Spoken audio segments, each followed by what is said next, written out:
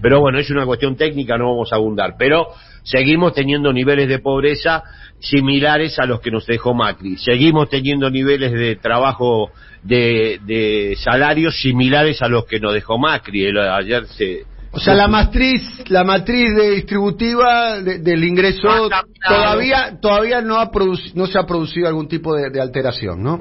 Ayer el ministro Moroni, que yo sé que es uno de tus ídolos, dijo efectivamente... Es también ídolo tuyo, te quiero decir. Mira, tenemos un audio ahí, no sé, te lo pasé ayer. Sí, lo pasaste ayer. Pero te lo pasé ayer porque nosotros... ¿Vamos a escucharlo a Moroni, te le gana? Dale. Primero vamos a escuchar a Moroni, esto es... el 2 de noviembre del año 20, donde había ahora, viste, se puso un poco de moda criticar a funcionarios, pero en aquel momento, lamentablemente había más seguidismo, con respecto a los funcionarios.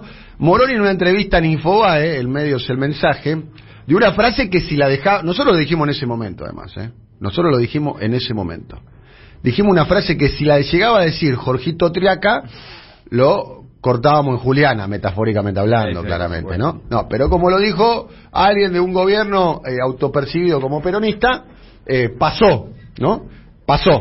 Porque me imagino los zócalos de los canales de televisión si Triaca decía algo parecido a esto. Creo que el sueldo digno es aquel que estemos en condiciones de pagar y sostener. O sea, hubo una discusión muy grande con el tema del salario mínimo. El salario mínimo venía muy retrasado. Sí.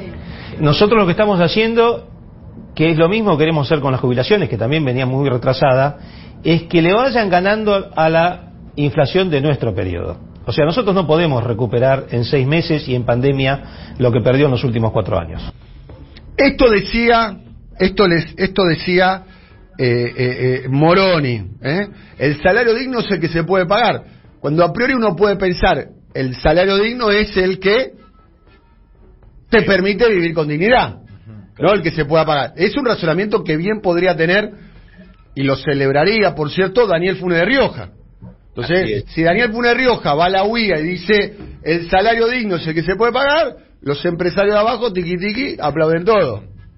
O va un fulano, una fulana a IDEA y dice, así, viste, sentado en un sillón medio cheto, el salario digno es el que se puede pagar. Y los que están abajo, viste, los de IDEA, viste, que lloraban con los discursos de María Eugenia Vidal, lloraban, en serio. Por lo menos eso escribían los cronistas. Que hablaba María Eugenia y lloraban. En IDEA, vamos, ponelo de vuelta, por favor. Porque este es el ministro de Trabajo de este gobierno, un gobierno peronista. Decía esto. Creo que el sueldo digno es aquel que estemos en condiciones de pagar y sostener. O sea, hubo una discusión muy grande con el tema del salario mínimo. El salario mínimo venía muy retrasado. Sí. Nosotros lo que estamos haciendo, que es lo mismo que queremos hacer con las jubilaciones, que también venía muy retrasada, es que le vayan ganando a la inflación de nuestro periodo. O sea, nosotros no podemos recuperar en 6 meses y en pandemia lo que perdió en los últimos 4 años. Bueno, recuerdo. Bueno, te escucho. No, me acuerdo perfectamente de las menciones que hiciste a esa frase, que fue antológica realmente. La sentencia de Moroni acerca del salario digno va a quedar, como que ayer quedó también otra sentencia diciendo que él no ve problemas, allá de la inflación no ve problemas salariales.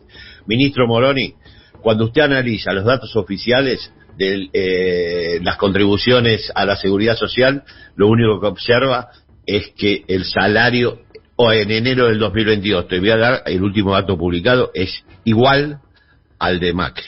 O sea, estamos en una evolución similar al nivel que pagaba Macri con los salarios registrados en el sistema de aportes y contribuciones de seguridad social, el SIPA. O sea que no, es información oficial. Y si vamos al Ministerio de Trabajo todavía es peor. Por lo tanto, me parece que tenemos un problema salarial, tenemos un problema de trabajadores pobres. Yo creo que casi el 30% de los trabajadores hoy está por abajo de una línea de pobreza, que hay que decirlo, están 80.000 pesos para 4 personas, no es que esté por debajo, esté muy baja, es muy alta. Y las dos buenas noticias es que la generación de empleo permitió una baja en la indigencia que perfora los 2 dígitos, una baja sustancial en la pobreza, que fue de 42 a 37, son 5 puntos muy importantes, y una baja en la brecha, o sea, la distancia en que las familias tienen que, en ingresos, tienen que recuperar para poder dejar de ser pobres, es hoy de 38% de la de 40. Son buenas noticias en medio de un contexto muy dificultoso. Para adelante, sí, los pronósticos no son tan buenos. Bien. Ayer, para cerrar un poco el capítulo Moroni, que es el ministro de Trabajo, y es un hombre, Alberto Fernández, 100%, es del grupo, podemos decir, al estilo el Cuervo Larroque, que el presidente no se puede gobernar con 5 amigos.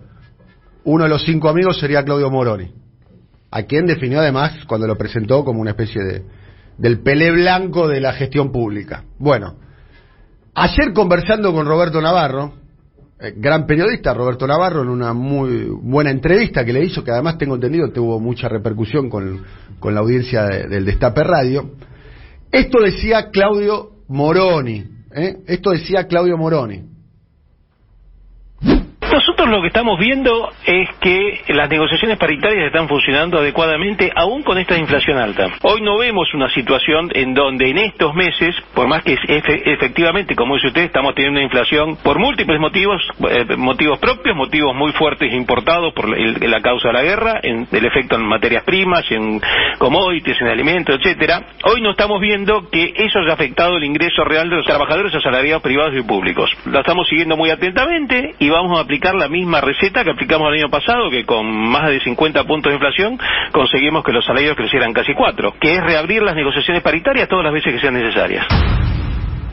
Bueno, está la posición de Moroni, donde en el país donde vive Moroni, los salarios le ganaron a la inflación por 4 puntos. O sea, hubo una recuperación del salario real de 4 puntos, incluso de trabajadores